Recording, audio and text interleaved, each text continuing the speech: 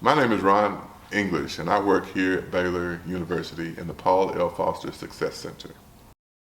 I'm glad to be coming to you today because I want to share with you a few tips about how to study at home, to make the most of your time while you're studying off campus, this remote learning. The first thing I want you to do is to develop a routine before you start studying. So, as you are at home, I want you to try to figure out ways to get yourself in the mode of learning. If you've ever watched sports and you've seen a basketball player at the free throw line, if you watch them long enough, what you'll find is that a basketball player usually dribbles the ball the same amount of times right before he takes a free throw shot. What you'll also notice is if you watch golf, if they will show them long enough that every golfer has a certain approach before they get ready to hit the golf ball. And what it's doing is trying to prep your brain for what's coming. And so as you get ready to study, I'm sure you had some things you were doing here on campus that may be a little awkward at home, but develop something to help yourself know that you're getting ready to study. So come up with a routine. The next thing I want you to do is to make sure that as you're studying at home, to set small goals.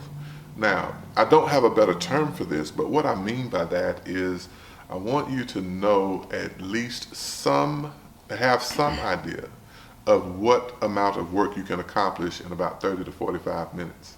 And then set out to do that work and accomplish that while you're sitting in this particular study space. So, if you are not sure and you're just starting this out and you don't know how much work you can do in 30 to 45 minutes, set a timer in case you run into some difficulty and it takes you more time than you thought. But when the timer goes off, 30 minutes, 45 minutes, and you want to increase it. So if you start at 30 and you want to increase it up to 45, but give yourself a certain amount of time, a certain amount of work that you need to do as you're sitting there, and make sure that as you're sitting there that you come away from that session knowing more than you did when you sat down. The other thing that I want to put before you as a tip is I want you to make sure that you tune other things out.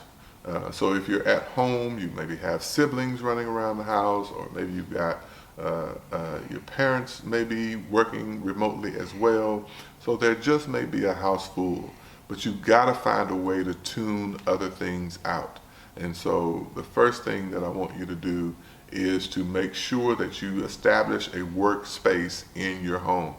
And when you're in that space, this is a part of that preparatory work that you do earlier. But when you're in that space, you're doing work, and that is what that space is for. So designate that space as that, so that when you're there, it doesn't mean that no one else can go to the space when you're not there, but when you are there, you're doing work.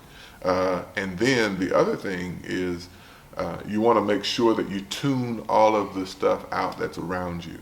So if people are talking too much, the TV's on, or what have you, what you want to do then is perhaps have headphones or some earbuds or something, preferably of the noise canceling type, and you want to play some music, maybe some soft music in your ears, or you want some waves crashing or some other type of white noise that can get you to the point of studying.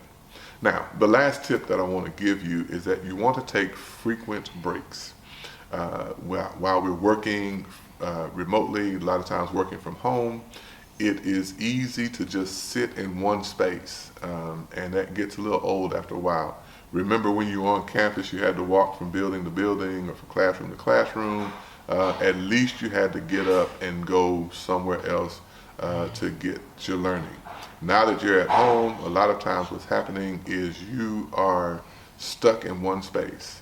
And you're sitting there for hours on end. So what I'm asking you to do is to make sure you take some frequent breaks, 5-10 minutes here and there. Get up, stretch your legs. Maybe this is a great time to learn some yoga poses and moves to help your blood circulation and things like that while you're studying and learning. These are some of the things that that you can employ at home. If you have other ideas, drop them in the comments below.